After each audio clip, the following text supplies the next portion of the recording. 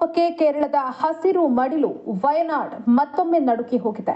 ವಯನಾಡ್ ಜಿಲ್ಲೆಯ ಮೆಪ್ಪಾಡಿ ಬಳಿಯ ಕಲ್ಲಾಡಿಯಲ್ಲಿ ಸಂಭವಿಸಿರುವ ಭೀಕರ ಭೂಕುಸಿತ ಇಡೀ ದೇಶವನ್ನೇ ಬೆಚ್ಚಿ ಬೀಳಿಸಿದೆ. ನೆಮ್ಮದಿಯಿಂದ ಮಲಗಿದ್ದ ಜನರ ಮೇಲೆ, ಕಷ್ಟಪಟ್ಟು ದುಡಿತಾ ಇದ್ದ ಕಾರ್ಮಿಕರ ಮೇಲೆ ವಿಧಿ ಮುನಿಸು ತೋರಿದೆ. ಮಲಪ್ಪುರಂ ಮತ್ತು ವಯನಾಡು ಜಿಲ್ಲೆಗಳನ್ನು ಸಂಪರ್ಕಿಸುವ ಅತ್ಯಂತ ಮಹತ್ವಾಕಾಂಕ್ಷೆಯ ಅನಕ್ಕೊಂಪೊಯಿಲ್ ಮೆಪ್ಪಾಡಿ ಸುರಂಗ ರಸ್ತೆ ಯೋಜನೆ ನಡೀತಾ ಇದ್ದ ಜಾಗದಲ್ಲೇ ಈ ಮಹಾದುರಂತ ನಡೆದಿದೆ. ಕಣ್ಣಿಟ್ಟು ಕಣ್ಣು ಬಿಡೋದ್ರ ಒಳಗೆ ಇಡೀ ಗುಡ್ಡವೇ ಕುಸಿದು ಬಿದ್ದಿದ್ದು, ಹತ್ತಾರು ಜೀವಗಳು ಅವಶೇಷಗಳ ಅಡಿಯಲ್ಲಿ ಸಿಲುಕಿರುವ ಭೀತಿ ಎದುರಾಗಿದೆ. ಕಣ್ಣಿಗೆ ಕಾಣುವ ಹಸಿರೆಲ್ಲ ಈಗ ಕೇವಲ ಮಣ್ಣಿನ ರಾಶಿಯಾಗಿ ಮಾರ್ಪಟ್ಟಿದ್ದು, ಸ್ಥಳದಲ್ಲಿ ಆಕ್ರಂದನ ಮುಗಿಲು ಮುಟ್ಟಿದೆ. ಈ ಭೀಕರ ದುರಂತಕ್ಕೆ ಮುಖ್ಯ ಕಾರಣ ಕಳೆದ 24 ಗಂಟೆಗಳಿಂದ ಬಿಡುವಿಲ್ಲದೆ ಸುರಿತಾ ಇರೋ ವರುಣನ ಆರ್ಭಟ. ಈ ಜಾಗದಲ್ಲಿ ಬರೋಬ್ಬರಿ 265 ಮಿಲಿಮೀಟರ್ನಷ್ಟು ದಾಖಲೆ ಪ್ರಮಾಣದ ಮಳೆ ಆಗಿದೆ. ಮಳೆಯ ತೀವ್ರತೆ ಎಷ್ಟಿತ್ತು ಅಂದ್ರೆ, ಮೀನಾಕ್ಷಿ ಸೇತುವೆಯ ಬಳಿ ಇದ್ದ ಬೃಹತ್ ಗುಡ್ಡ ಇಡೀ ಪ್ರದೇಶದ ಮೇಲೆಗೆ ಉರುಳಿ ಬಿದ್ದಿದೆ. ಹವಾಮಾನ ಇಲಾಖೆಯು ಮುನ್ಸೂಚನೆ ನೀಡಿದ್ರಿಂದ ಮುನ್ನೆಚ್ಚರಿಕಾ ಕ್ರಮವಾಗಿ ಸೋಮವಾರದಿಂದಲೇ ಸುರಂಗ ಯೋಜನೆಯ ಕೆಲಸಗಳನ್ನು ತಾತ್ಕಾಲಿಕವಾಗಿ ಸ್ಥಗಿತಗೊಳಿಸಲಾಗಿತ್ತು ಅಂತ ಅಧಿಕಾರಿಗಳು ತಿಳಿಸಿದ್ದಾರೆ. ಒಂದು ವೇಳೆ ಕಾಮಗಾರಿ ಎಂದಿನಂತೆ ನಡೀತಾ ಇದ್ರೆ ಸಾವು ನೋವಿನ ಪ್ರಮಾಣ ಊಹಿಸೋದಕ್ಕೂ ಸಾಧ್ಯವಾಗದ ಮಟ್ಟಿಗೆ ಇರ್ತಾ ಇತ್ತು.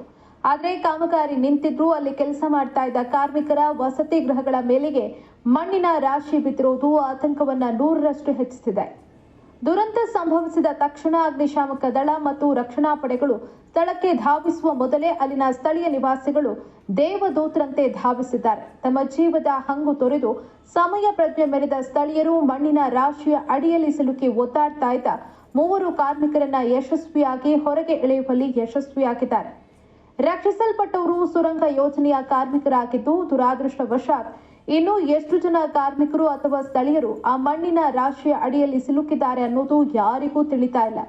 ಗುಡ್ಡ ಕುಸಿದ ರಭಸಕ್ಕೆ ಕೇವಲ ಮಣ್ಣು ಮಾತ್ರ ಬಂದಿಲ್ಲ, ಅದರೊಂದಿಗೆ ಬೃಹತ್ ಬಂಡೆಗಳು ಮತ್ತು ಮರಗಳು, ಹತ್ತಿರದಲ್ಲಿದ್ದ ವಸತಿ ಮನೆಗಳನ್ನ, ಪ್ರವಾಸಿಗರು ತಂಗಿದ್ದ ಹೋಮ್ ಸ್ಟೇಗಳನ್ನ ಸಂಪೂರ್ಣವಾಗಿ ನೆಲಸಮ ಮಾಡಿವೆ. ಇನ್ನು ಸುರಂಗ ಕಾಮಗಾರಿಗೆ ತರಲಾಗಿದ್ದ ಕೋಟ್ಯಾಂತರ ರೂಪಾಯಿಯ ಜೆಸಿಬಿಗಳು, ಲಾರಿಗಳು, ಕಾಂಕ್ರೀಟ್ ಮಿಕ್ಸರ್ ವಾಹನಗಳು ಕಾಗದದ ದೋಣಿಗಳಂತೆ ಮಣ್ಣಿನ ಅಡಿಯಲ್ಲಿ ನಚ್ಚುನಚ್ಚಾಗಿ ನಿಂತಿವೆ. ಸದ್ಯದ ಪರಿಸ್ಥಿತಿ ಅತ್ಯಂತ ಗಂಭೀರವಾಗಿದ್ದು, ಘಟನಾ ಸ್ಥಳದಲ್ಲಿ ಕೇರಳ ಪೊಲೀಸ್, ಸ್ಥಳೀಯ ಅಗ್ನಿಶಾಮಕ ದಳ ಹಾಗೂ ರಾಷ್ಟ್ರೀಯ ವಿಪತ್ತು ನಿರ್ವಹಣಾ ಪಡೆ ಅಂದ್ರೆ ಎನ್ಡಿಆರ್ಎಫ್ ತಂಡಗಳು ಜಂಟಿಯಾಗಿ ಯುದ್ಧೋಪಾದಿಯಲ್ಲಿ ರಕ್ಷಣಾ ಕಾರ್ಯಾಚರಣೆಗೆ ಇಳಿದಿವೆ. ನಿರಂತರವಾಗಿ ಸುರಿತಾ ಇರೋ ಮಳೆ ಮತ್ತು ಕೆಸರು ರಕ್ಷಣಾ ಕಾರ್ಯಾಚರಣೆಗೆ ತೀವ್ರ ಅಡ್ಡಿಪಡಿಸ್ತಾ ಇದ್ರು. ರಕ್ಷಣಾ ಸಿಬ್ಬಂದಿ ಮಣ್ಣನ್ನ ಸರಿಸುವ ಕೆಲಸ ಮಾಡ್ತಿದ್ದಾರೆ. ಕೇರಳ ಸಚಿವ ಟಿ ಸಿದ್ದಿಕ್ ಮತ್ತು ವಯನಾಡು ಜಿಲ್ಲಾಧಿಕಾರಿಗಳು ದುರಂತ ನಡೆದ ಸ್ಥಳದಲ್ಲೇ ಮೊಕ್ಕಾಂ ಹೂಡಿದ್ದು ಪ್ರತಿ ನಿಮಿಷದ ಬೆಳವಣಿಗೆಯನ್ನ ಗಮನಿಸುತ್ತಿದ್ದಾರೆ. ಗಾಯಾಳುಗಳನ್ನ ಆಸ್ಪತ್ರೆಗೆ ಸಾಗಿಸೋದಕ್ಕೆ ಪ್ರತ್ಯೇಕ ಗ್ರೀನ್ ಕಾರಿಡಾರ್ ವ್ಯವಸ್ಥೆ ಮಾಡಲಾಗಿದ್ದು, ಇಡೀ ಜಿಲ್ಲೆಯ ವೈದ್ಯಕೀಯ ಸಿಬ್ಬಂದಿಯನ್ನ ಅಲರ್ಟ್ ಆಗಿರೋದಕ್ಕೆ ಸೂಚಿಸಲಾಗಿದೆ. ಕೇರಳ ಸರ್ಕಾರವು ಮಲಪ್ಪುರಂ ಮತ್ತು ವಯನಾಡು ಜಿಲ್ಲೆಗಳ ನಡುವಿನ ಸಂಚಾರ ದೂರವನ್ನ ಕಡಿಮೆ ಮಾಡೋದಕ್ಕೆ ಈ ಅನಕ್ಕೊಂಪೊಯಿಲ್ ಮೆಪ್ಪಾಡಿ ಸುರಂಗ ರಸ್ತೆ ಯೋಜನೆಯನ್ನ ಅತ್ಯಂತ ಪ್ರತಿಷ್ಠಿತವಾಗಿ ಹಮ್ಮಿಕೊಂಡಿತ್ತು. ಕಳೆದ ವರ್ಷವಷ್ಟೇ ಕಾಮಗಾರಿ ಆರಂಭ ಆಗಿ ಅತ್ಯಂತ ವೇಗವಾಗಿ ನಡೀತಾ ಇತ್ತು. ಆದರೆ ಪ್ರಕೃತಿಯ ವಿಕೋಪ ಇಡೀ ಯೋಜನೆಯ ಚಿತ್ರಣವನ್ನ ಬದಲಾಯಿಸಿದೆ.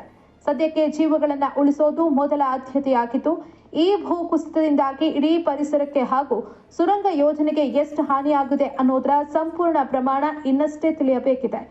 ಪಕ್ಕದ ಕಾಶ್ಮೀರದ ದೋಡಾ ಜಿಲ್ಲೆಯ ಹೆದ್ದಾರಿಯಲ್ಲೂ ಭೀಕರ ಭೂಕುಸಿತ ಸಂಭವಿಸಿ ಸಂಚಾರ ಸ್ಥಗಿತಗೊಂಡ ಬೆನ್ನಲ್ಲೇ ವಯನಾಡ್ನಲ್ಲಿ ನಡೆದಿರುವ ಈ ದುರಂತ ಪರಿಸರ ಸೂಕ್ಷ್ಮ ಪ್ರದೇಶಗಳಲ್ಲಿ ನಡೀತಾ ಇರೋ ಕಾಮಗಾರಿಗಳ ಬಗ್ಗೆ ಮತ್ತೊಮ್ಮೆ ಯೋಚಿಸುವಂತೆ ಮಾಡಿದೆ.